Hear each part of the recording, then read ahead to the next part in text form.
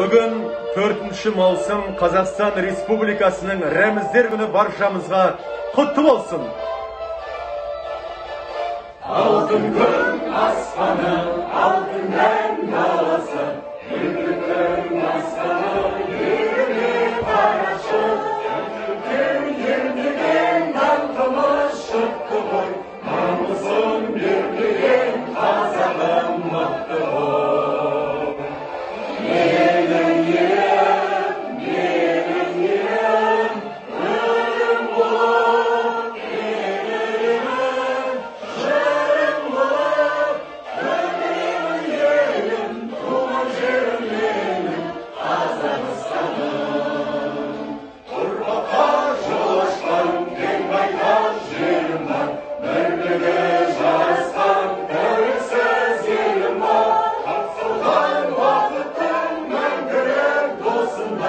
Bizдің ел бақытты